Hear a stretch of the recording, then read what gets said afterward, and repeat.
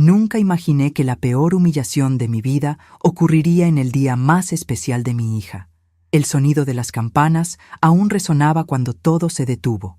Las miradas, las risas, incluso el aire pareció quedarse quieto. «Quítate de en medio, vieja gorda y ridícula. Estás arruinando las fotos de mi boda». Guardé silencio. El ramo temblaba en mis manos. En ese instante comprendí que el amor duele más cuando viene de quien más amamos. Estaba tan feliz ese día. Finalmente mi hija única, Carmen, se iba a casar con Manuel, un muchacho que realmente me gustaba. Pasé meses planeando cada detalle. Gasté mis ahorros en su vestido, en las flores, en el banquete. Quería que fuera perfecto. Pero cuando llegó la hora de la ceremonia, Carmen me miró frente a todos los invitados y me dijo: «Cerda vieja gorda, quítate de mi vista que estás arruinando las fotos». Sus palabras me dolieron profundamente. Sentí mi corazón quebrarse ahí mismo, frente a 50 personas que se quedaron en silencio mortal. El fotógrafo dejó de trabajar. Los invitados bajaron la mirada y sentí un dolor que nunca había experimentado antes. No lloré, no respondí. Solo caminé hasta donde estaba el oficiante, un hombre llamado Padre Francisco, que conocía a nuestra familia desde hacía años. Saqué de mi bolsa un sobre que había estado guardando durante semanas. Era una carta que le había escrito a Carmen, hablando sobre lo orgullosa que estaba de ella, sobre los sacrificios que hice para criarla sola después de que su padre nos abandonó. Le entregué el papel al Padre Francisco y le susurré: «Lea esto ahora, en voz alta, para todos». Padre Francisco abrió el sobre con manos temblorosas. Me miró con una mezcla de sorpresa y compasión y comenzó a leer. La carta hablaba sobre cómo trabajé doble jornada para pagar sus estudios, cómo vendí mis pocas pertenencias para darle todo lo que necesitaba, cómo soñé con ese día durante años. Cuando Padre Francisco terminó de leer, el silencio era ensordecedor. Carmen estaba pálida. Manuel parecía no saber dónde meterse, y los invitados estaban visiblemente incómodos. Me volteé hacia mi hija y le dije solamente: «Ahora sabes lo que pienso de ti, y todos aquí saben quién eres realmente». Tomé mi bolsa, miré una última vez ese salón decorado con tanto cariño y caminé hacia la salida. Detrás de mí, escuché a Carmen tratando de justificarse ante los invitados, pero sus palabras sonaban vacías y desesperadas.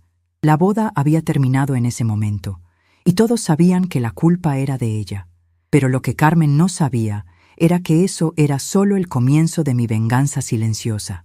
Yo, Esperanza Morales, había vivido 72 años pensando que conocía a mi hija. Pero ese día, parada frente al altar de la iglesia San José en Guadalajara, entendí que había criado a una extraña hermosa, educada, con título universitario, pero una extraña al fin y al cabo, porque nadie que hubiera mamado amor de mi pecho podría mirarme con ese desprecio. Nadie que hubiera crecido entre mis brazos podría escupirme esas palabras como si fuera basura. La iglesia San José era pequeña pero hermosa, con sus vitrales antiguos que filtraban la luz de la tarde, creando arcoíris sobre las bancas de madera. Había sido la iglesia de mi infancia, donde hice mi primera comunión, donde me casé con Roberto, que en paz descanse, y donde soñé que vería a Carmen caminar hacia el altar. Durante meses preparé cada detalle de esa ceremonia. Gasté mis ahorros de toda la vida, el dinero que había juntado centavo a centavo trabajando en la fábrica textil de don Alejandro, limpiando casas los fines de semana, vendiendo tamales en las fiestas del barrio. Carmen había insistido en una boda elegante.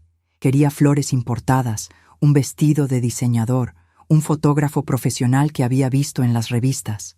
«Mamá», me decía con esa sonrisa que yo creía sincera, «solo me voy a casar una vez. Quiero que sea perfecto, que sea algo de lo que podamos estar orgullosas». Y yo, como la tonta que era, vendí hasta mi anillo de matrimonio para cumplir sus caprichos. Roberto me lo había dado cuando éramos jóvenes. Un anillo sencillo de oro que él compró trabajando de albañil durante 6 meses. Lo empeñé en la casa de empeños de don Raúl sin decirle nada a Carmen. Ella no tenía que saber el precio de sus sueños. El día de la boda llegué temprano a la iglesia.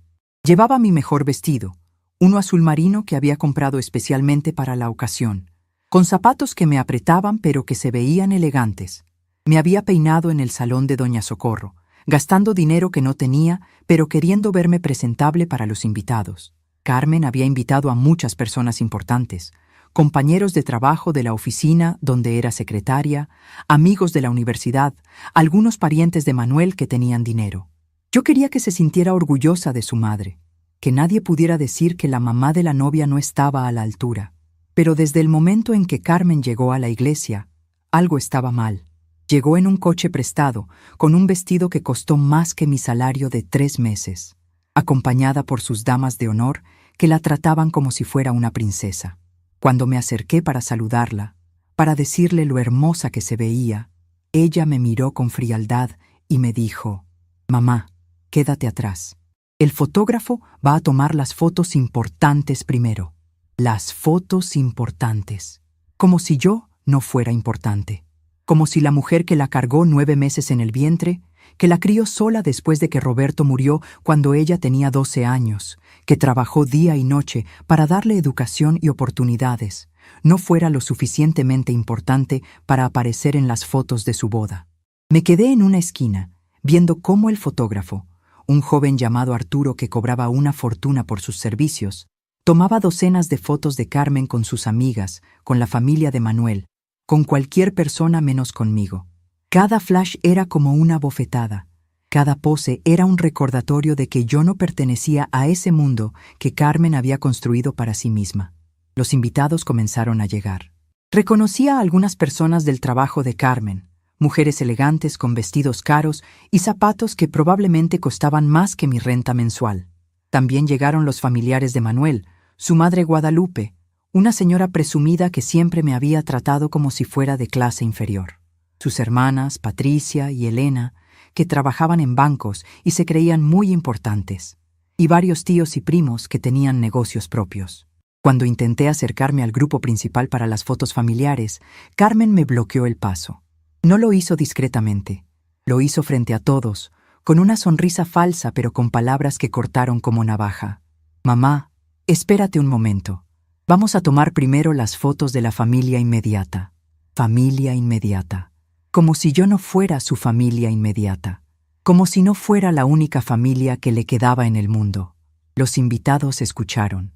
Vi cómo intercambiaron miradas incómodas, cómo algunos bajaron la vista avergonzados por la situación. Guadalupe, la madre de Manuel, me miró con una mezcla de lástima y desprecio que me hizo sentir pequeña, insignificante. Padre Francisco, que había conocido a Carmen desde que era una niña, se acercó a mí con preocupación. «Esperanza», me dijo en voz baja, «¿todo está bien? ¿Necesitas algo?» Yo le sonreí con toda la dignidad que pude reunir y le dije: «Todo está perfecto, padre. Solo esperando mi turno». Pero por dentro me estaba muriendo. Por dentro estaba recordando a la niña que corría hacia mí cuando llegaba del trabajo, que me abrazaba con fuerza y me decía: «Mami, te amo más que a toda la comida del mundo». Recordaba a la adolescente que lloraba conmigo cuando no teníamos dinero para comprar los libros de la escuela, y que me prometía que un día me compraría una casa grande donde pudiéramos vivir como reinas. Recordaba a la joven que se graduó de la universidad y me dedicó su título diciendo: «Esto es tuyo, mamá. Sin ti, yo no sería nada». ¿Dónde se había perdido esa niña? ¿En qué momento mi Carmen se había convertido en esta mujer fría que me trataba como si fuera una molestia? Finalmente, después de 1 hora de fotos sin mí, Carmen me hizo señas para que me acercara. «Ahora sí, mamá», me dijo con una sonrisa que no llegaba a sus ojos. «Vamos a tomar algunas fotos contigo». Algunas fotos. Como si fuera una concesión, un favor que me estaba haciendo. Me acerqué al grupo principal, tratando de mantener la compostura. Arturo, el fotógrafo, comenzó a organizar a la gente para la toma. Me puso atrás, casi escondida detrás de otras personas. «Señora», me dijo, «póngase un poquito más atrás para que se vea mejor la composición». Más atrás, siempre más atrás. Toda mi vida había estado atrás. Atrás en las prioridades de Roberto, cuando prefería ir al bar con sus amigos. Atrás en la atención de Carmen, cuando ella tenía exámenes o novios o planes que no me incluían. Atrás en todo, viviendo en las sombras de la vida de otras personas. Fue entonces cuando Carmen dijo las palabras que destruyeron todo el amor que había construido durante 72 años. Arturo estaba tratando de acomodarme mejor en la foto, moviendo a otras personas para darme más espacio, cuando Carmen perdió la paciencia. «¡Cerda vieja gorda!», me gritó frente a todos. «¡Quítate de mi vista que estás arruinando las fotos!». El mundo se detuvo. Literalmente se detuvo. Arturo dejó de mover su cámara. Los invitados dejaron de respirar. Hasta los pájaros que cantaban en los árboles de la iglesia se callaron. 50 personas me miraron con una mezcla de horror y lástima que me hizo sentir como si estuviera completamente desnuda frente a ellos. «Cerda, vieja gorda». Esas fueron las palabras que eligió para referirse a la mujer que la trajo al mundo. Esas fueron las palabras que usó para describir a la persona que sacrificó toda su juventud, toda su vida, toda su felicidad para darle oportunidades. «Cerda, vieja gorda». Por un momento pensé que me iba a desmayar. Sentí como si alguien me hubiera golpeado en el estómago con todas sus fuerzas. Las lágrimas se agolparon en mis ojos, pero algo dentro de mí se negó a llorar frente a toda esa gente. Algo dentro de mí se despertó con una fuerza que no sabía que tenía. Guadalupe me miró con una sonrisa maliciosa, como si finalmente hubiera encontrado la confirmación de que yo no era lo suficientemente buena para su familia. Las amigas de Carmen parecían mortificadas, pero no dijeron nada. Manuel parecía querer desaparecer de la vergüenza, y Padre Francisco me miraba con los ojos llenos de tristeza y compasión. Fue en ese momento cuando recordé la carta que llevaba en mi bolsa. La había escrito 3 semanas antes, en una noche de insomnio cuando no podía parar de pensar en todo lo que quería decirle a Carmen el día de su boda. Era una carta llena de amor, de recuerdos, de agradecimiento por haberme dado la oportunidad de ser madre. Era la carta de una mujer que creía que su hija la amaba tanto como ella la amaba a ella. Pero ya no era momento para esa carta llena de amor. Era momento para que todos supieran quién era realmente Carmen y quién había sido realmente yo durante todos esos años. Caminé hacia Padre Francisco con pasos firmes, sin temblar, sin llorar. Todos me miraban expectantes, probablemente esperando que saliera corriendo o que me pusiera a gritarle a Carmen. Pero yo tenía otros planes. «Padre Francisco», le dije en voz alta, lo suficientemente alta para que todos escucharan. «Tengo algo que me gustaría compartir con todos los invitados antes de que comience la ceremonia». Padre Francisco me miró confundido, pero asintió. Carmen palideció. Creo que en ese momento intuyo que algo malo estaba a punto de pasar. Saqué la carta de mi bolsa, pero antes de entregársela al padre, miré directamente a Carmen y le dije: «Hija, acabas de llamarme cerda vieja gorda frente a todas las personas que nos conocen. Ahora todos van a conocer la historia completa». Le entregué la carta al padre Francisco y le susurré, pero lo suficientemente alto para que los de adelante escucharan: «Por favor, lea esto en voz alta. Es importante que todos sepan la verdad». Padre Francisco abrió el sobre con manos que temblaban ligeramente. Carmen trató de acercarse, probablemente para interceptar la carta, pero Manuel la detuvo. Él también parecía curioso por saber qué contenía ese papel que había puesto tan nerviosa a su futura esposa. «Mi querida Carmen», comenzó a leer Padre Francisco con voz clara y fuerte. «Hoy es el día más feliz de mi vida porque te veo convertida en la mujer hermosa e inteligente que siempre supe que serías. Quiero que sepas que cada sacrificio que hice por ti lo haría 1000 veces más si fuera necesario». Los invitados escuchaban en silencio absoluto. Carmen estaba cada vez más pálida. «Cuando tu papá murió y te quedaste sin padre a los 12 años, yo decidí que serías mi razón de vivir. Trabajé en la fábrica de don Alejandro desde las 6 de la mañana hasta las 4 de la tarde y después limpiaba oficinas hasta las 10 de la noche para poder pagar tu escuela privada. Los fines de semana vendía tamales para conseguir dinero extra para tus libros y uniformes». Guadalupe ya no sonreía. Algunas de las amigas de Carmen se veían incómodas. Manuel miraba a su novia con una expresión que no había tenido antes. «Recuerdo cuando querías ir a la excursión de la escuela a Cancún y yo no tenía el dinero. Vendí mi anillo de matrimonio, el único recuerdo que tenía de tu papá, para poder darte esa oportunidad. Nunca te dije de dónde salió el dinero porque no quería que cargaras con esa culpa». Ahora Carmen tenía lágrimas en los ojos, pero ya era demasiado tarde para el arrepentimiento. Cuando quisiste estudiar en la universidad, trabajé turnos dobles durante 4 años para poder pagar tu matrícula. Vivía de frijoles y arroz para poder darte dinero para el transporte y los materiales. Mi mayor orgullo fue verte recibir tu título universitario. Padre Francisco hizo una pausa, miró a Carmen con decepción y continuó leyendo. Para esta boda, tu boda de ensueño, vendí todo lo que tenía de valor. Mi televisión, mi refrigerador viejo pero que funcionaba, hasta los aretes de oro que me regaló tu papá cuando naciste. Quería que tuvieras la boda perfecta, porque pensé que eso te haría feliz. El silencio en la iglesia era tan profundo que se podía escuchar el tic-tac del reloj antiguo que colgaba en la pared. Nunca te pedí nada a cambio, Carmen, solo amor y respeto, solo que me recordaras como la madre que dio todo por ti. Pero hoy, frente a todas estas personas, me has enseñado que el amor de una madre puede no ser suficiente si el corazón de una hija está cerrado. Padre Francisco terminó de leer y cerró la carta. El silencio se extendió por varios minutos, que parecieron horas. Carmen finalmente intentó hablar. Mamá, yo no quise, fue solo que estaba nerviosa y... Pero yo ya no estaba interesada en sus excusas. Me acerqué a ella, la miré a los ojos por última vez y le dije con una calma que me sorprendió incluso a mí: Carmen, acabas de mostrarle a todos quién eres realmente, y yo acabo de mostrarles quién he sido siempre.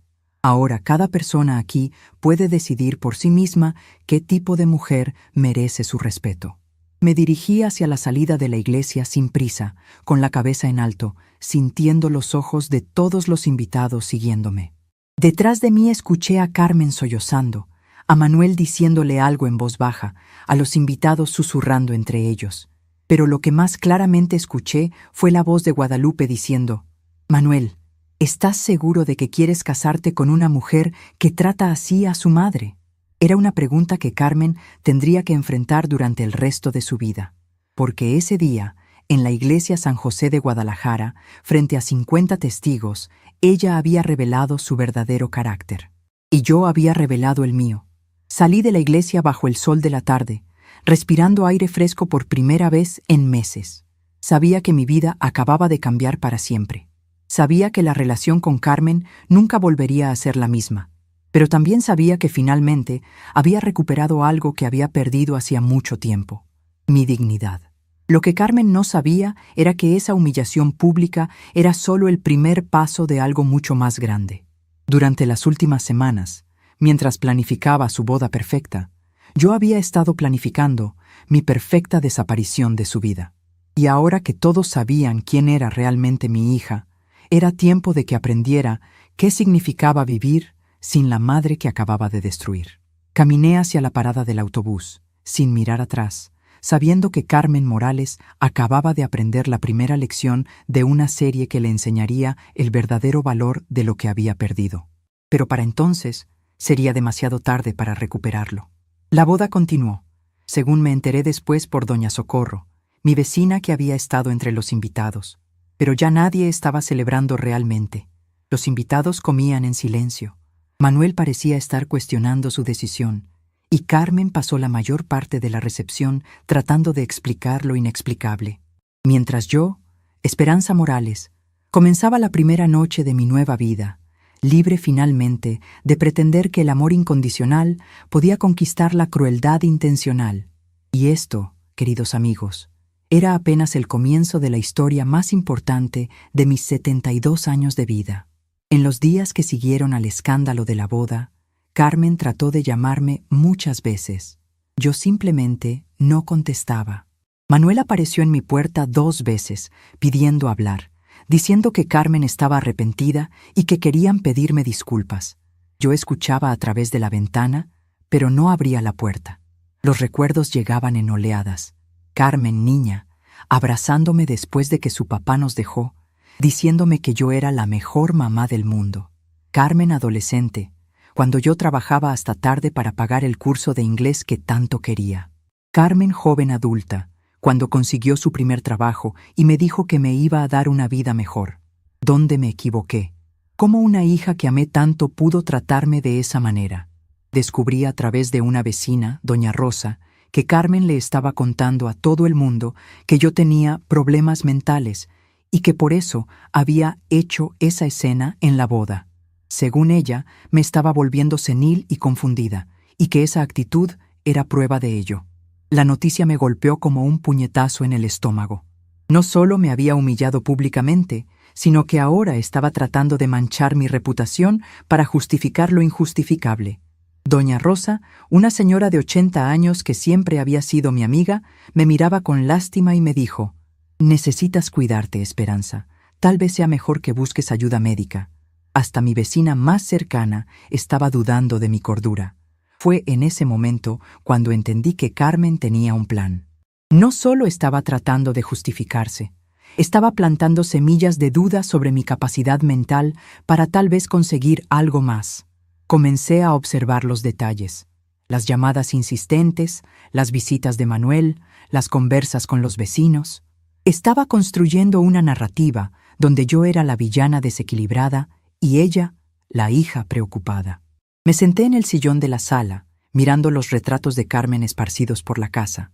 Fotos de graduaciones, cumpleaños, momentos felices que ahora parecían mentira. Y en ese momento, algo dentro de mí finalmente se quebró.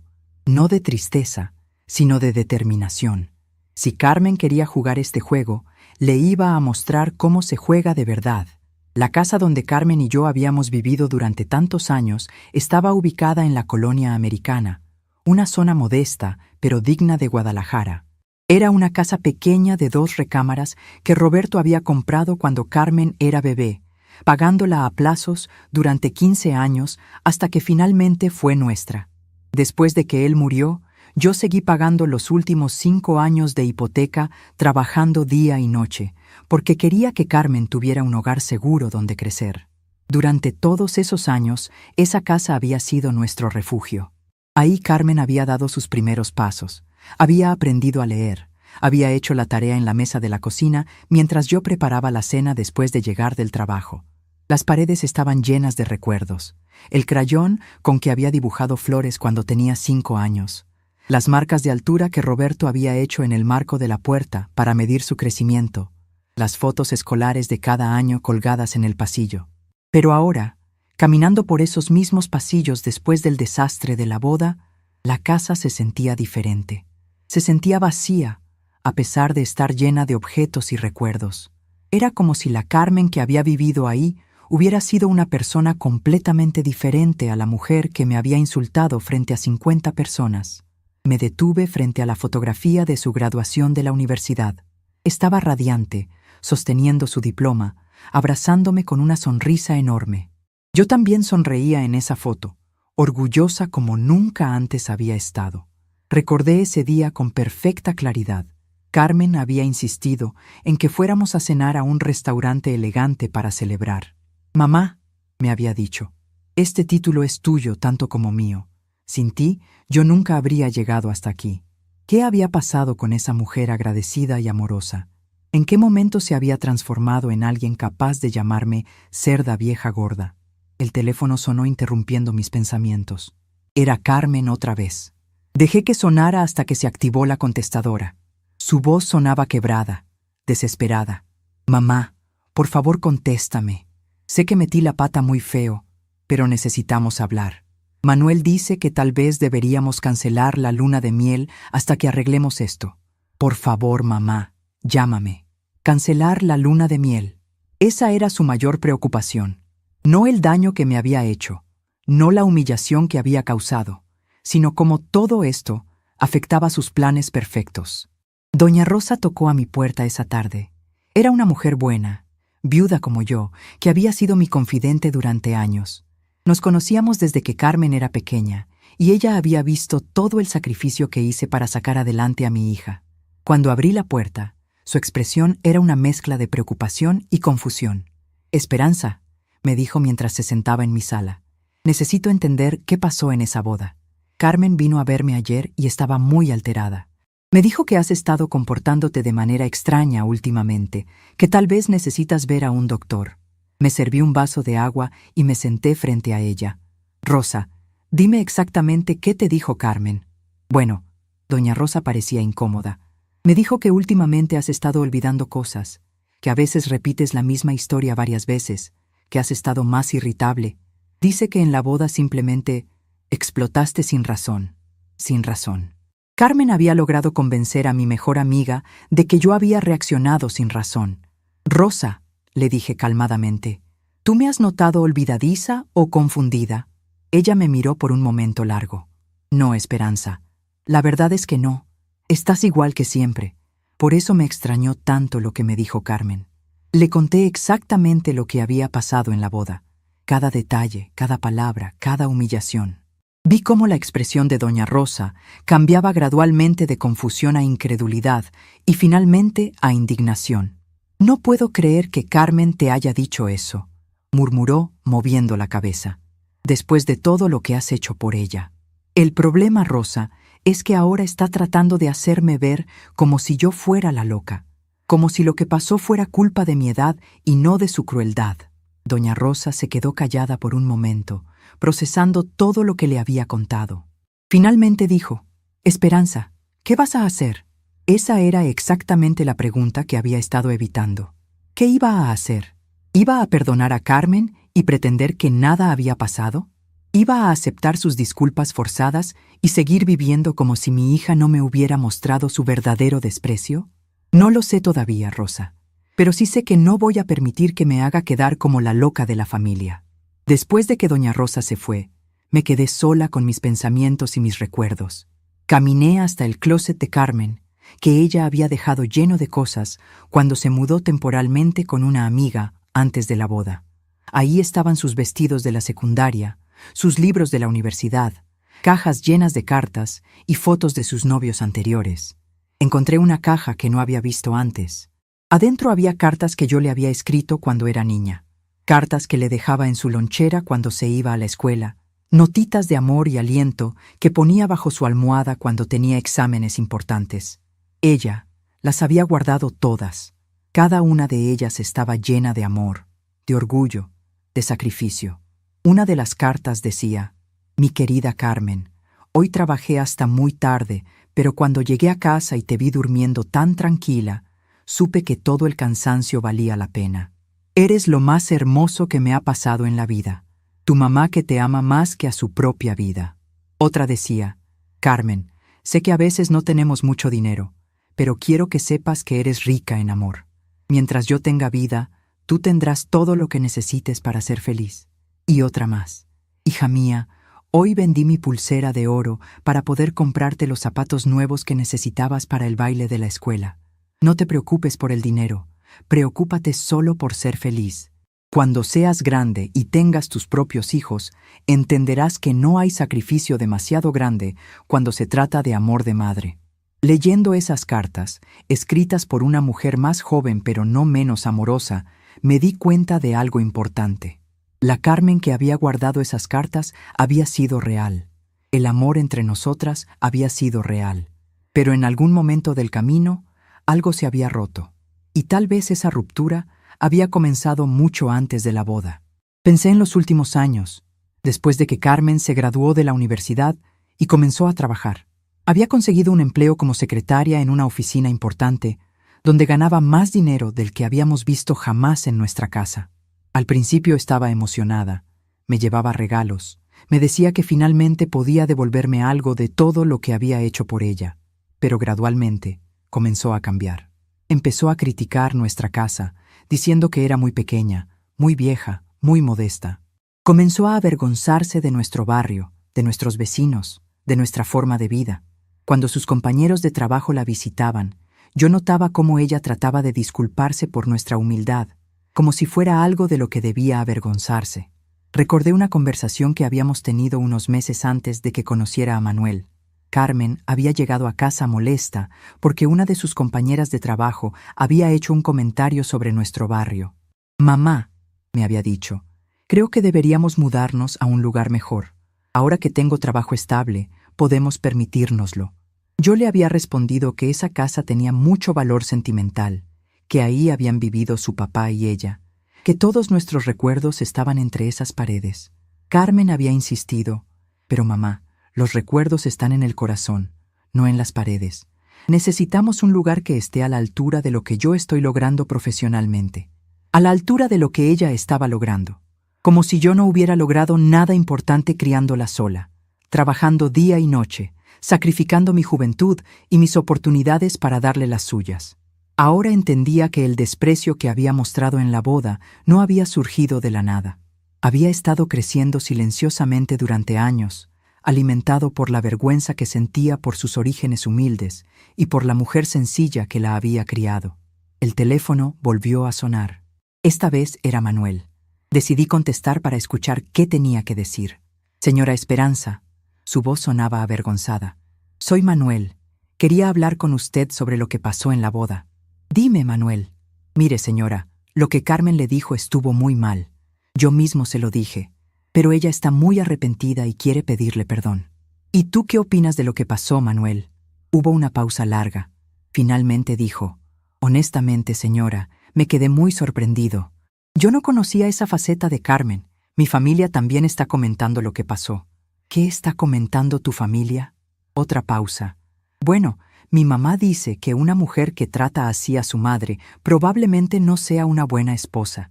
Mis hermanas están preguntando si Carmen realmente la ama a usted o solo estaba actuando todos estos años». Ahí estaba. Incluso la familia de Manuel estaba cuestionando el carácter de Carmen. La humillación pública había tenido consecuencias que ella no había anticipado. «Manuel», le dije, «quiero que entiendas algo. Lo que Carmen me dijo en esa boda no fue producto de los nervios o del estrés. Fue la revelación de lo que realmente piensa de mí. Una persona no dice palabras tan crueles por accidente». «Sí, señora, entiendo. Por eso estoy confundido. La Carmen que yo conocía nunca habría dicho algo así. Tal vez la Carmen que conocías nunca existió realmente, Manuel. Tal vez lo que viste fue lo que ella quería que vieras». Después de colgar con Manuel, me senté en la cocina donde habíamos compartido miles de comidas. Carmen se sentaba siempre en la misma silla, la que estaba junto a la ventana, y yo me sentaba frente a ella. Durante 18 años, esa había sido nuestra rutina diaria. Desayunar juntas antes de que se fuera a la escuela, cenar juntas cuando yo regresaba del trabajo.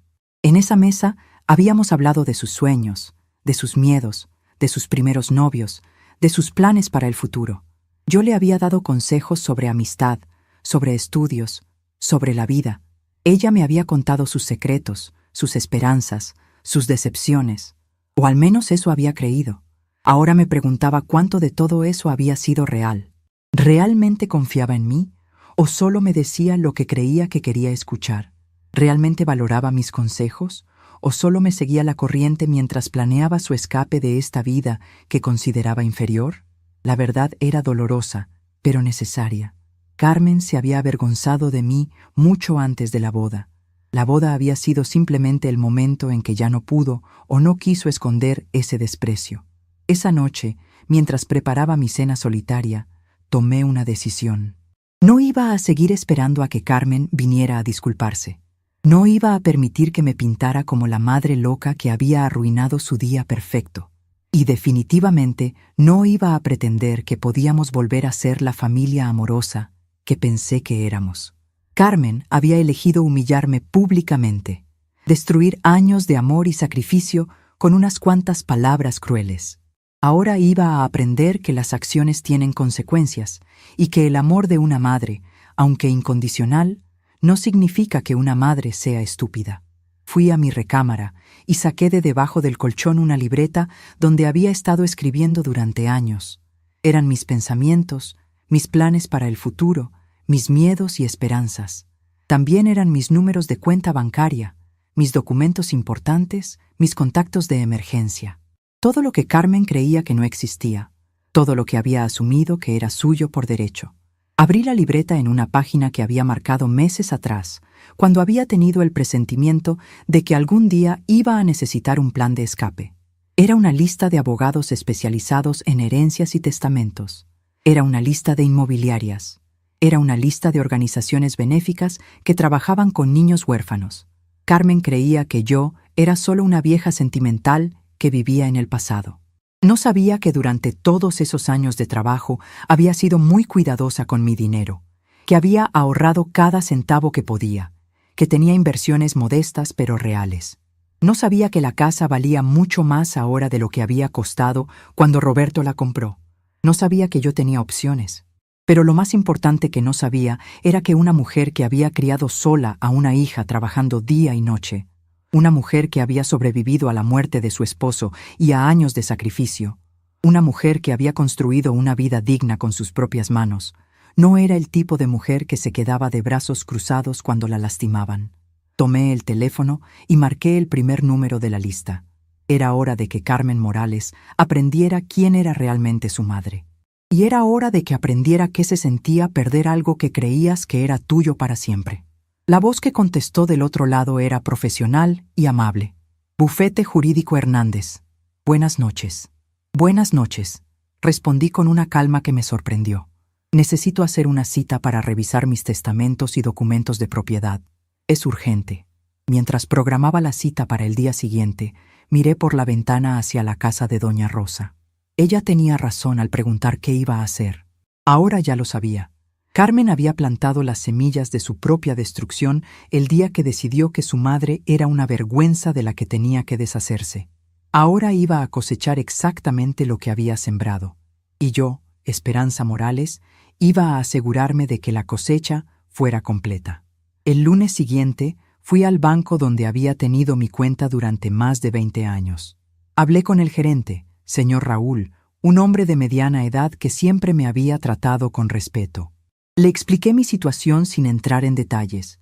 Solo dije que estaba preocupada por la seguridad de mis bienes y quería tomar algunas precauciones. Raúl fue muy comprensivo y me ayudó a configurar contraseñas especiales y bloqueos que impedirían cualquier intento de movimiento sospechoso en mi cuenta.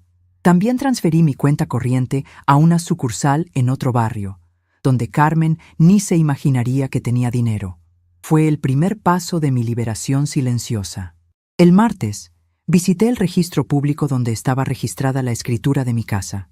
Hablé con el escribano, Dr. Miguel, sobre la posibilidad de hacer algunas modificaciones en el registro. Descubrí que Carmen nunca había tenido acceso legal a la propiedad. Ella solo había asumido que algún día heredaría todo, pero legalmente la casa era completamente mía.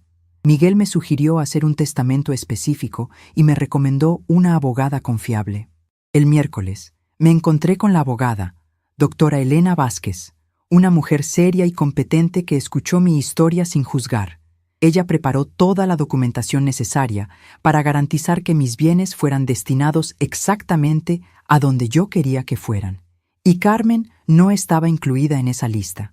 El jueves hice algo que nunca pensé que haría. Busqué una agencia inmobiliaria. Expliqué que quería vender mi casa y mudarme a otro lugar, bien lejos de ahí. La agente, una joven llamada Gabriela Santos, se sorprendió con mi determinación, pero respetó mi decisión. Me mostró algunas opciones en ciudades del interior, lugares tranquilos donde podría empezar de nuevo lejos de toda esa toxicidad. Elegí una casita sencilla pero acogedora a 2 horas de distancia, en una ciudad donde nadie me conocía.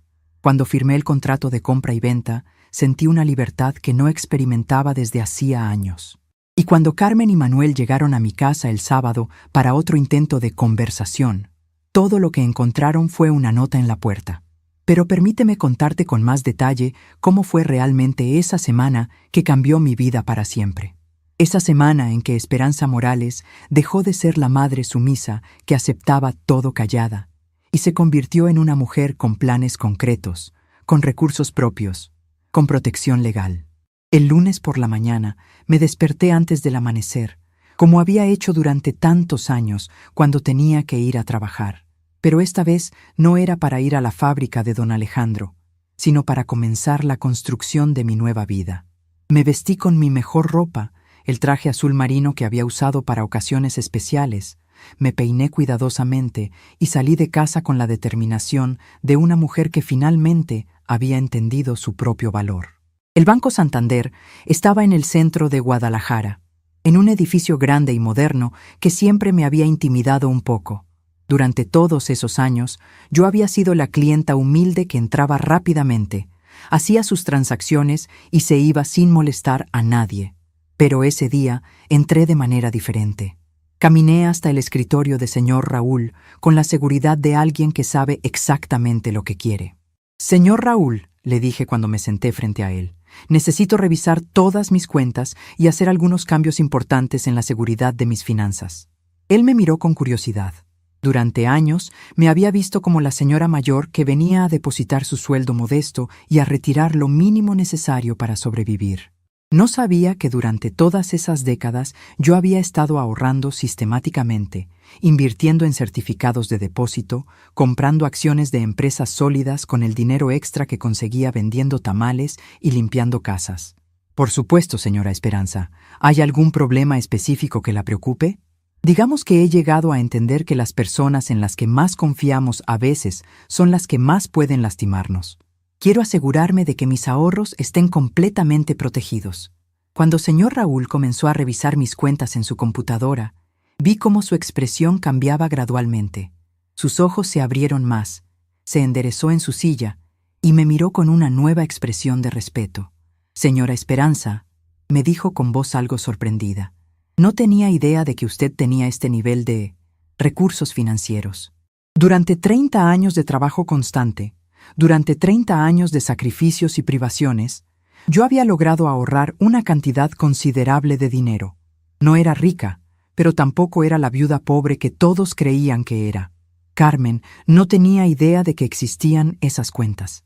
Siempre había asumido que yo vivía al día, que dependía completamente de mi pequeña pensión, que era una carga económica que algún día tendría que asumir.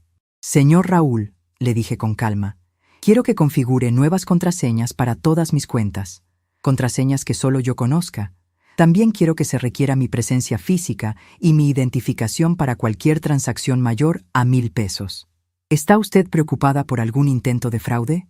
Estoy preocupada por alguien que podría tratar de aprovecharse de mi supuesta senilidad para acceder a mis recursos. Señor Raúl entendió inmediatamente. Había visto muchos casos de familiares que trataban de manipular a parientes mayores para obtener acceso a sus finanzas. Me ayudó a establecer todas las protecciones necesarias y también me sugirió transferir mis cuentas principales a una sucursal en otra parte de la ciudad. Es una medida inteligente, señora Esperanza. Si alguien llegara a esta sucursal preguntando por usted o tratando de obtener información, no encontraría nada. Mientras firmaba todos los documentos necesarios, me sentí como si estuviera construyendo una fortaleza invisible alrededor de mi vida. Carmen creía que yo era vulnerable, que estaba a su merced. No tenía idea de que acababa de convertirme en alguien completamente fuera de su alcance. El martes fui al registro público de la propiedad, un edificio gubernamental donde nunca había estado, pero que resultó ser menos intimidante de lo que había imaginado. Doctor Miguel, el escribano encargado, era un hombre mayor que me trató con la paciencia y el respeto que merecía. Señora Morales, me dijo después de revisar mis documentos, su casa está registrada únicamente a su nombre. Su hija no tiene ningún derecho legal sobre la propiedad a menos que usted específicamente se los otorgue. Esas palabras fueron como música para mis oídos. Carmen había vivido en esa casa asumiendo que algún día sería suya automáticamente. Había hecho planes para su vida matrimonial contando con esa herencia. Había tratado de convencerme de mudarme a un lugar más apropiado, pensando que eventualmente podría vender la casa y usar el dinero para financiar su nuevo estilo de vida. Doctor Miguel, quiero asegurarme de que eso siga siendo así. ¿Qué documentos necesito para garantizar que mi voluntad respecto a la propiedad esté legalmente protegida? Él me explicó el proceso para hacer un testamento legal y me recomendó a doctora Elena Vázquez, una abogada especializada en derecho familiar y sucesorio que tenía oficina cerca de ahí. Es importante que tenga toda su documentación en orden, señora Morales. En casos de disputas familiares, la claridad legal es su mejor protección. Disputas familiares. Él no sabía qué tan apropiada era esa descripción de mi situación. El miércoles por la mañana me encontré con doctora Elena Vázquez en su oficina, un lugar profesional pero acogedor que me hizo sentir cómoda inmediatamente. Era una mujer de unos 40 años, elegante pero accesible, que me escuchó contar mi historia sin interrumpir y sin juzgar. Señora Esperanza, me dijo cuando terminé de explicar la situación, Lamentablemente, su caso no es único. Veo muchas situaciones donde familiares asumen derechos que no tienen o donde tratan de manipular a personas mayores para obtener beneficios económicos. ¿Qué puedo hacer para protegerme? Podemos preparar varios documentos. Primero, un testamento muy específico que deje clara cuál es su voluntad respecto a sus bienes. Segundo, un poder notarial limitado que especifique exactamente quién puede actuar en su nombre y bajo qué circunstancias. Tercero, una declaración de competencia mental firmada por un médico para prevenir cualquier intento futuro de declararla incapaz. Competencia mental. Carmen había estado sembrando dudas sobre mi salud mental, probablemente preparando el terreno para algún tipo de maniobra legal futura. También le recomiendo, continuó doctora Elena, que considere hacer algunas donaciones en vida a organizaciones benéficas. Si decide que no quiere que ciertos familiares hereden sus bienes, es mejor hacer la disposición de ellos mientras usted está viva y puede supervisar el proceso. Durante las siguientes 3 horas, doctora Elena preparó toda la documentación necesaria. Mi testamento especificaba que mis ahorros serían donados al orfanato Casa de la Esperanza, donde niños abandonados recibían cuidado y educación. Mi casa sería vendida, y el dinero también sería donado a organizaciones que trabajaban con madres solteras que necesitaban apoyo para criar a sus hijos. Carmen no recibiría ni un peso, no por venganza, sino por coherencia. Si yo era tan despreciable como para llamarme cerda vieja gorda, entonces claramente ella no valoraba lo que yo podía ofrecerle. Era mejor que mis recursos fueran a personas que realmente los necesitaran y los apreciarían. Señora Esperanza, me dijo doctora Elena cuando terminamos de firmar todos los documentos. Quiero que sepa que está tomando decisiones muy inteligentes. Está protegiendo su autonomía y asegurándose de que sus recursos vayan a donde usted realmente quiere que vayan. El jueves decidí dar el paso más grande. Buscar una nueva casa en un lugar donde pudiera empezar completamente de nuevo. Fui a la agencia inmobiliaria Vázquez y Asociados, una empresa pequeña pero con buena reputación que me había recomendado doctora Elena. Gabriela Santos, la agente que me atendió, era una mujer joven y entusiasta que inicialmente parecía sorprendida de que una señora de mi edad quisiera hacer un cambio tan drástico. Señora Esperanza, me dijo cuando le expliqué lo que buscaba, ¿está segura de que quiere mudarse tan lejos? Es un cambio muy grande, especialmente a su edad. Gabriela, le respondí, a mi edad he aprendido que es mejor hacer cambios grandes que seguir viviendo en situaciones pequeñas. Le expliqué que quería un lugar tranquilo, en una ciudad pequeña, donde pudiera vivir en paz y tal vez hacer nuevos amigos que me conocieran por quien era ahora, no por quien había sido antes. Me mostró fotos de varias propiedades en Tepatitlán, una ciudad pequeña pero próspera a unas 2 horas de Guadalajara. Una de las casas me capturó inmediatamente la atención. Era pequeña pero bien diseñada, con un jardín espacioso, buenos vecinos y un precio muy razonable. Esta casa, me dijo Gabriela, pertenece a una pareja mayor que se mudó a vivir con su hija en Estados Unidos. Está en perfectas condiciones e incluye algunos muebles básicos. ¿Puedo verla mañana? Por supuesto. Puedo llevarla personalmente. El viernes manejamos hasta Tepatitlán. El viaje fue hermoso, pasando por paisajes rurales que me recordaron mi infancia en un pueblo pequeño antes de que mis padres se mudaran a Guadalajara. La casa era exactamente lo que necesitaba. 2 recámaras, una cocina amplia, una sala cómoda y ese jardín donde podría plantar flores y verduras. Los vecinos, señor Andrés y señora Luz, eran una pareja de jubilados que me saludaron calurosamente cuando Gabriela me los presentó. Señora Esperanza, me dijo señora Luz, este es un barrio muy tranquilo. Nos cuidamos unos a otros, pero también respetamos la privacidad de cada quien. Era exactamente lo que buscaba. Un lugar donde pudiera ser simplemente Esperanza, no la madre humillada por su hija, no la viuda que había sacrificado todo por una persona que no lo valoraba. Solo Esperanza. Gabriela, le dije antes de que terminara de ver toda la casa, quiero hacer una oferta. ¿Está segura? ¿No quiere pensarlo unos días? He estado pensándolo durante días. Esta es mi decisión. Firmé el contrato de compra esa misma tarde. Era oficial. En 30 días Esperanza Morales se mudaría a una nueva vida en una nueva ciudad. El sábado por la mañana comencé a empacar discretamente algunas de mis pertenencias más importantes.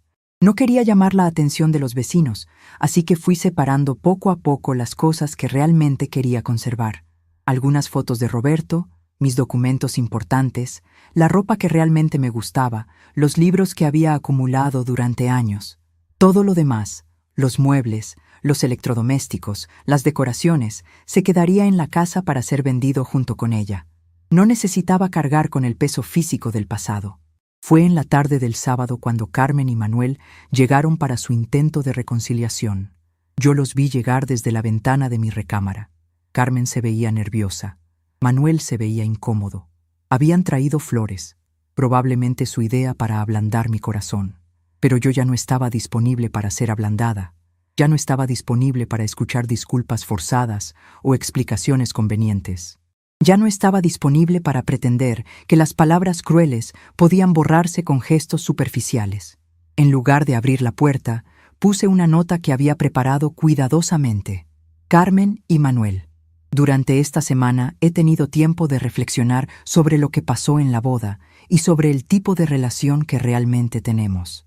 He llegado a la conclusión de que es momento de que cada una siga su propio camino.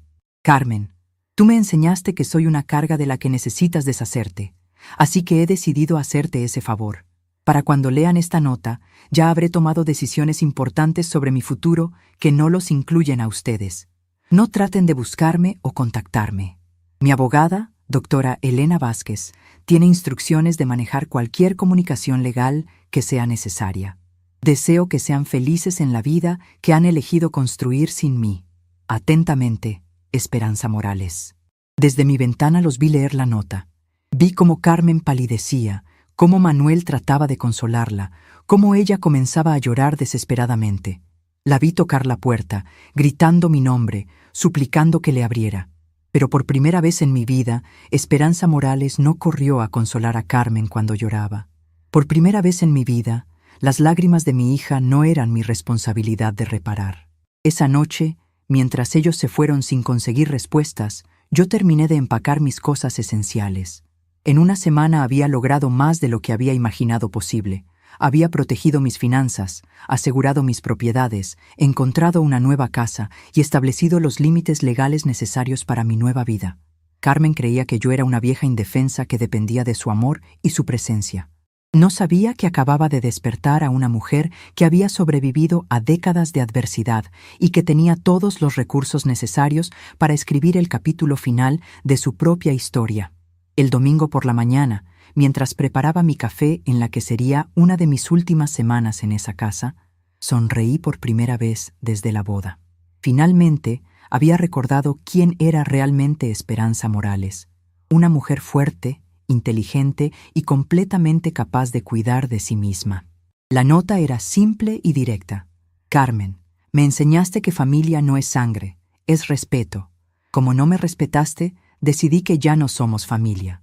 La casa fue vendida, me mudé a otro lugar, y nunca más vas a saber dónde estoy. El dinero de la venta fue donado a un orfanato donde niños abandonados aprenden el valor de la gratitud, algo que nunca logré enseñarte. No trates de buscarme. Para mí ya no existes. Firmado, la mujer a quien llamaste cerda vieja gorda.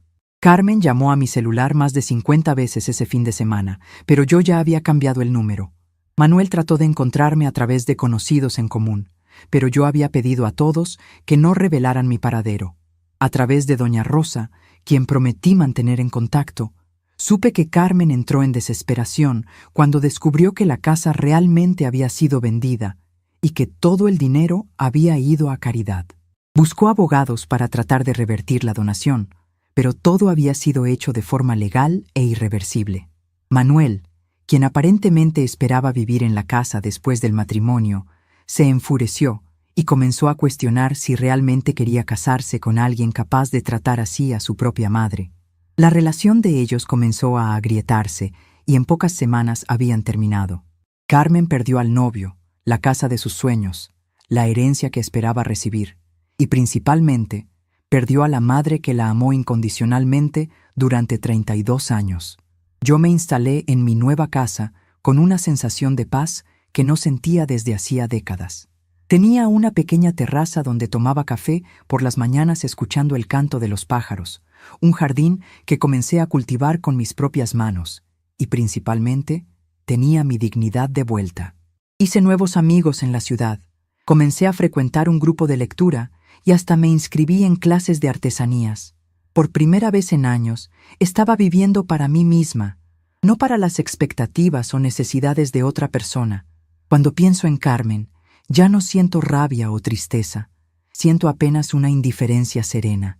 Ella eligió tratarme como basura, entonces yo simplemente salí de su vida como basura que es recogida y llevada lejos. Ellos querían que desapareciera. Entonces fue exactamente lo que hice. Pero déjenme contarles con detalle cómo se desarrollaron realmente esos primeros meses después de mi mudanza, porque la transformación completa de mi vida fue mucho más profunda de lo que incluso yo había imaginado. La casa en Tepatitlán estaba ubicada en una calle tranquila llamada Calle de los Rosales, en un barrio donde las casas tenían jardines bien cuidados y donde los vecinos se saludaban cada mañana. Era tan diferente de la vida en Guadalajara, donde durante los últimos años me había sentido como una extraña incluso en mi propio hogar. Mis vecinos, señor Andrés y señora Luz, resultaron ser exactamente el tipo de personas que necesitaba en mi nueva vida. Andrés había sido maestro de escuela durante 40 años antes de jubilarse, y Luz había trabajado como enfermera en el hospital local. Eran personas sencillas, trabajadoras, que habían construido una vida digna basada en valores reales, no en apariencias o pretensiones. La primera semana después de mudarme, señora Luz apareció en mi puerta con una canasta de pan dulce casero y una sonrisa genuina. «Esperanza», me dijo, «bienvenida al barrio. Andrés y yo queremos que sepas que si necesitas cualquier cosa, estamos aquí para ayudar». Era tan simple, tan honesto, tan diferente de las relaciones complicadas que había dejado atrás. No había agenda oculta, no había expectativas más allá de la vecindad básica y la cortesía humana. Muy amable, Luz. La verdad es que esta mudanza representa un nuevo comienzo para mí. ¿Vienes de muy lejos? De Guadalajara. Decidí que era tiempo de cambiar de ambiente. Ella no hizo más preguntas. En los pueblos pequeños, la gente entiende que a veces las personas necesitan empezar de nuevo y respetan esa necesidad sin indagar demasiado. Durante esas primeras semanas, establecí una rutina que me daba más satisfacción de la que había sentido en años. Me levantaba temprano, preparaba mi café y salía al jardín a trabajar entre las plantas. El jardín había sido abandonado durante meses, pero tenía buenos huesos, tierra fértil, buena exposición al sol, un sistema de riego funcional. Planté tomates, chiles, cilantro, hierbas aromáticas. Trabajar con mis manos en la tierra me daba una sensación de productividad y propósito que había olvidado durante los años en que mi única función era ser útil para Carmen. Las tardes las dedicaba a explorar la ciudad. Tepatitlán tenía una plaza central hermosa, con una iglesia colonial y bancas bajo árboles grandes donde la gente se sentaba a conversar. Había una biblioteca pequeña pero bien surtida, un mercado local donde los vendedores conocían a todos por su nombre, y un ambiente general de comunidad que me recordó por qué me había gustado tanto cuando vine a verla por primera vez. Fue en la biblioteca donde conocí a mi primer grupo real de nuevos amigos. Había un club de lectura que se reunía los miércoles por la tarde, dirigido por una señora llamada Consuelo Ramírez, una exmaestra universitaria que se había mudado a Tepatitlán después de jubilarse. ¿Le gusta leer, Esperanza?, me preguntó cuando me vio hojeando los libros en la sección de literatura mexicana. Mucho. Durante años no tuve tiempo para leer por placer, pero ahora que tengo más libertad, quiero recuperar esa pasión. Perfecto. Nuestro grupo lee un libro cada mes y después lo discutimos. Este mes estamos leyendo Como agua para chocolate de Laura Esquivel. Me uní al grupo inmediatamente. Era maravilloso estar rodeada de personas que valoraban las ideas, que tenían conversaciones profundas sobre literatura y vida, que me veían como Esperanza la lectora, no como Esperanza la madre problemática. Entretanto, a través de mis conversaciones telefónicas semanales con doña Rosa, me enteraba de lo que estaba pasando en Guadalajara con Carmen. Esperanza, me dijo Rosa durante una de nuestras llamadas. Tengo que contarte lo que está pasando con Carmen. Está completamente desesperada. ¿Qué quieres decir? Después de que encontró tu nota, estuvo tocando puertas de todos los vecinos preguntando si sabían algo de ti. Lloró tanto que doña Socorro pensó que le había pasado algo terrible. Carmen llorando. Durante años, sus lágrimas habían sido mi señal para correr a consolarla, para arreglar cualquier problema que tuviera, para sacrificar lo que fuera necesario para hacerla feliz. ¿Y qué más? Fue a ver abogados. Al principio pensó que podría impugnar la venta de la casa o la donación del dinero, pero todos le dijeron lo mismo, que todo había sido hecho legalmente y que tú tenías derecho absoluto de disponer de tus bienes como quisieras. Doctora Elena había hecho un trabajo excelente. Cada documento había sido preparado meticulosamente para evitar cualquier posible desafío legal. También, continuó Rosa, Manuel terminó con ella. Esa noticia me sorprendió, aunque tal vez no debería haberlo hecho. ¿Qué pasó? Según lo que me contó doña Refugio, que conoce a la familia de Manuel, él no podía superar lo que Carmen te había dicho en la boda. Sus padres le dijeron que si se casaba con una mujer capaz de tratar así a su madre, probablemente él sería el próximo en recibir ese mismo trato. La sabiduría de Guadalupe, la madre de Manuel, había resultado ser más profunda de lo que había aparentado en la boda. Ella había entendido algo fundamental. El carácter se revela en cómo tratamos a las personas que están a nuestra merced, especialmente a la familia. ¿Y cómo está tomando Carmen la ruptura? Muy mal.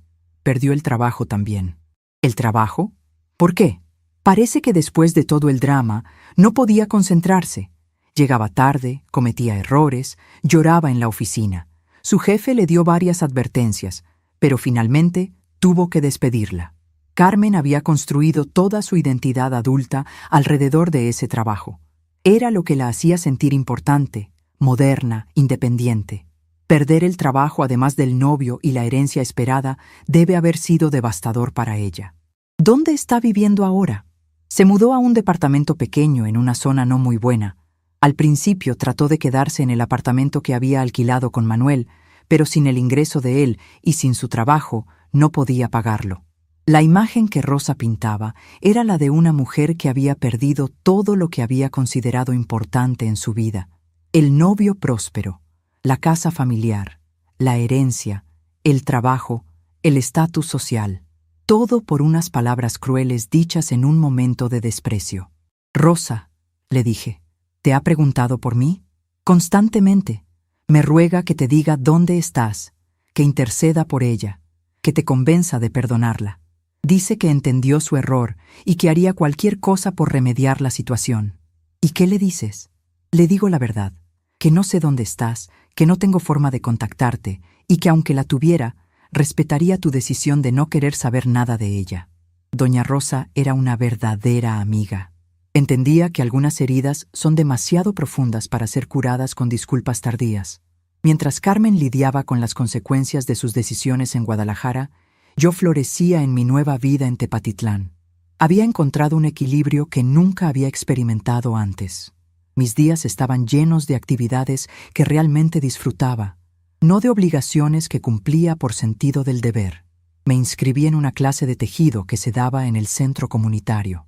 La maestra era una señora llamada Ofelia Hernández, que había aprendido técnicas tradicionales de su abuela y las enseñaba a cualquiera que quisiera aprenderlas. «Esperanza», me dijo Ofelia durante mi primera clase, «tienes manos muy hábiles. Se nota que has trabajado mucho con ellas durante tu vida». Era verdad. Mis manos habían cosido ropa para Carmen cuando era niña. Habían preparado miles de comidas. Habían limpiado casas ajenas para ganar dinero extra. Ahora finalmente estaban creando algo hermoso solo para mi propio placer. También me uní a un grupo de caminata matutina que se reunía en la plaza todos los días a las 6 de la mañana. Eran principalmente mujeres de mi edad o un poco mayores, que habían descubierto los beneficios de mantenerse activas física y socialmente. Al principio pensé que sería aburrido. Me confesó una de ellas, Mercedes Jiménez, una viuda que se había mudado a Tepatitlán después de vender su casa en la Ciudad de México. Pero estas caminatas se han convertido en la parte favorita de mi día. no solo por el ejercicio, sino por la compañía. Era exactamente como me sentía yo. Por primera vez en décadas, tenía amigas reales, personas que me conocían como soy ahora, no como había sido en relación con Carmen. Después de 3 meses en Tepatitlán, recibí una llamada inesperada de doctora Elena. «Señora Esperanza», me dijo, «tengo noticias que creo que debería saber. Su hija ha estado tratando de contactar con mi oficina». «¿Para qué?» «Quiere información sobre su paradero. También ha estado preguntando sobre la posibilidad de impugnar las donaciones que usted hizo». «¿Y qué le han dicho?» «Exactamente lo que usted me instruyó, que toda la información sobre usted es confidencial, que las donaciones fueron hechas con plena capacidad legal y son irreversibles, y que ella no tiene ningún derecho sobre las decisiones que usted tomó con respecto a sus propios bienes». ¿Cómo reaccionó? Se puso muy emocional. Lloró, suplicó, trató de explicar que había cometido un error y que había aprendido su lección. También mencionó varias veces que usted es su única familia y que está desesperada por reconciliarse. Única familia. Era irónico que Carmen hubiera llegado a esa comprensión solo después de perder todo lo demás. «Doctora Elena, mantenga la posición que hemos establecido. No quiero ningún contacto con ella». Por supuesto, solo quería mantenerla informada. Después de colgar, me quedé pensando en la llamada. Parte de mí, la parte que había sido madre durante 32 años, sentía una punzada de tristeza al imaginar a Carmen llorando en la oficina de la abogada. Pero una parte más grande de mí, la parte que había aprendido a valorar su propia dignidad, sabía que mantener la distancia era la decisión correcta. Carmen no estaba buscando la reconciliación por amor genuino o por comprensión real de lo que había hecho mal. Estaba buscando la reconciliación porque había perdido todo lo demás y yo era su última opción. Esa no era una base sólida para reconstruir una relación. Esa noche, mientras cenaba en mi terraza bajo las estrellas que se veían claramente en el cielo limpio de Tepatitlán, reflexioné sobre el camino que había recorrido. 6 meses atrás, había sido una mujer cuya vida entera giraba alrededor de complacer a una hija que no la valoraba. Ahora era una mujer independiente, con amigas reales, con actividades que disfrutaba, con una sensación de propósito que venía de dentro de mí misma. No echaba de menos la ansiedad constante de tratar de mantener feliz a Carmen. No echaba de menos caminar en puntas de pie para evitar conflictos. No echaba de menos sentirme como una extraña en mi propia casa. Al día siguiente, mientras trabajaba en mi jardín, señora Luz vino a visitarme con una pregunta que me tomó por sorpresa. «Esperanza, ¿te importaría si te pregunto algo personal?» «Claro, dime». «Andrés y yo hemos notado que nunca recibes visitas de familia, nunca mencionas hijos o nietos. Solo queremos que sepas que si alguna vez te sientes sola, nosotros estamos aquí». Su preocupación genuina me conmovió profundamente. Durante meses, esta pareja de extraños me había mostrado más consideración y cariño real que mi propia hija durante años. «Luz, tengo una hija, pero decidimos que era mejor que cada una siguiera su propio camino». Ella asintió sin pedir más detalles. «A veces las familias de sangre no son las familias de corazón», me dijo simplemente. Esas palabras me acompañaron durante días. Familias de sangre versus familias de corazón. En Tepatitlán había encontrado mi familia de corazón. Personas que me valoraban, me respetaban, me incluían en sus vidas sin esperar nada a cambio excepto reciprocidad básica. 6 meses después de la boda, recibí una carta. No tenía remitente, pero reconocí inmediatamente la letra de Carmen. Había encontrado mi dirección de alguna manera, probablemente pagando a un investigador privado. La carta era larga, llena de disculpas desesperadas, promesas de cambio, súplicas de perdón. «Mamá», decía, «entiendo que lo que te dije fue imperdonable, pero por favor dame una oportunidad de demostrarte que puedo ser la hija que merezco ser. He perdido todo, trabajo, novio, casa, esperanza. Tú eres lo único que me queda. Sin ti, no soy nada». Leí la carta una vez, la doblé cuidadosamente y la puse en el cajón de mi escritorio junto con las cartas de amor que había encontrado en su habitación meses atrás. No por nostalgia, sino por completitud. Era parte de la historia, pero no de mi futuro. No respondí la carta. No porque fuera cruel, sino porque finalmente había aprendido que el amor verdadero a veces requiere dejar que las personas enfrenten las consecuencias completas de sus decisiones. Carmen había elegido humillarme públicamente. Había elegido llamarme cerda vieja gorda. Había elegido tratarme como basura descartable. Ahora estaba enfrentando un mundo donde las decisiones tienen consecuencias reales, donde las palabras crueles pueden destruir relaciones permanentemente, donde el respeto perdido no siempre puede recuperarse. Esa noche, mientras preparaba mi cena sencilla en mi cocina acogedora, sonreí pensando en lo extraña que puede ser la vida. Carmen había querido deshacerse de mí porque la avergonzaba. Al final, había conseguido exactamente lo que quería, una vida completamente libre de mi presencia. La diferencia era que ahora yo también tenía exactamente lo que quería, una vida completamente libre de su desprecio. A veces, las mejores venganzas son simplemente darle a la gente exactamente lo que piden. Un año después de mi mudanza, una rutina simple y reconfortante se apoderó de mis días. Despierto temprano, preparo mi café en la cocina pequeña pero soleada y me siento en la terraza para ver el amanecer. Es un ritual que me trae una paz profunda, algo que nunca tuve en mi vida anterior llena de preocupaciones por Carmen. Cuido de mis plantas, tomates, lechuga, especias, y converso con mi vecina, señora Luz, una señora viuda que se convirtió en una verdadera amiga. Ella no sabe detalles de mi historia, apenas que soy una mujer que decidió empezar de nuevo, y eso es suficiente. Por las tardes, voy al grupo de lectura en la plaza, donde conocí personas que me valoran por lo que soy hoy, no por el pasado que cargo. La semana pasada, doña Rosa me llamó para contarme que Carmen había aparecido en el antiguo vecindario buscando noticias mías. Estaba delgada, con ojeras, y preguntó a todos si sabían dónde estaba viviendo. Rosa me dijo que Carmen lloró cuando supo que estaba bien y feliz, pero que no quiso revelar mi ubicación, aunque ella le suplicó. Me dijo que aprendió la lección y que quiere pedirte perdón, me contó Rosa. Escuché en silencio y simplemente agradecí la información. No sentí ni alegría ni tristeza con la noticia, apenas una tranquilidad serena. Algunas lecciones en la vida llegan demasiado tarde, y el perdón es algo que se construye con actitudes, no con palabras vacías dichas después de que la persona perdió todo. Ayer encontré una caja antigua en el armario de la nueva casa. Adentro había fotos de Carmen bebé, dibujos que hizo para mí en la escuela, cartitas del Día de las Madres llenas de promesas de amor eterno. Miré cada objeto con calma, sin el dolor que estos recuerdos solían traer. Después, cerré la caja con cuidado y la guardé en el fondo del armario. No la tiré porque esas memorias forman parte de quien fui, pero tampoco las dejé a la vista porque ya no forman parte de quien soy. Preparé mi té de la tarde.